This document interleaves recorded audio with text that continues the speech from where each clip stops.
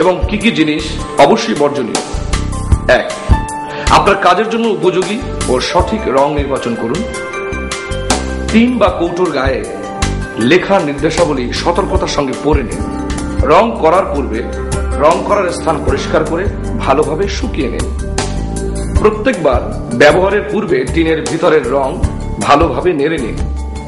প্রথম কোট ভালোভাবে না শুকানো পর্যন্ত দ্বিতীয়বার রং লাগাবেন না। টিনের ভেতরের অবশিষ্ট রং পরবর্তীতে ব্যবহারের জন্য টিনের ঢাকনাটি ভালোভাবে বন্ধ করে রাখুন।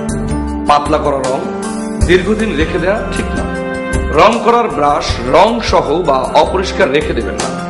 দীর্ঘ সময় কাজ করার ক্ষেত্রে ব্রাশ ধুয়ে রং পরিষ্কার করে নিন। অতিরিক্ত আর্দ্র বা জলীয় বাষ্পপূর্ণ আবহাওয়ার রং স্প্রে করা থেকে বিরত থাকুন। সবসময় সঠিক থিনার ব্যবহার করুন।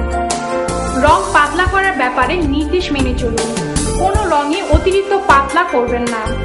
ভালোভাবে আলো বাতাস নির্গমন হয় এমন স্থানে রং করা নিরাপদ। রং করার সময় কাজের এলাকায় ধূমপান করা অনুচিত। রং অথবা রঙের কার্যক্রম আগুন থেকে দূরে রাখুন। রং করার সময় প্রতিরোধ দস্তানা হ্যান্ড গ্লাভস ব্যবহার করলে ভালো হয়। রং আপনার চোখে লাগলে সঙ্গে সঙ্গে প্রচুর পরিমাণ পরিষ্কার পানি ঝাপটা চোখে দিন। এরপর কোনো অসুবিধা মনে হলে ডাক্তারের পরামর্শ নিন। সুধী দর্শক মণ্ডলী, আমরা আমাদের আয়োজনের শেষ প্রান্তে পৌঁছে গেছি।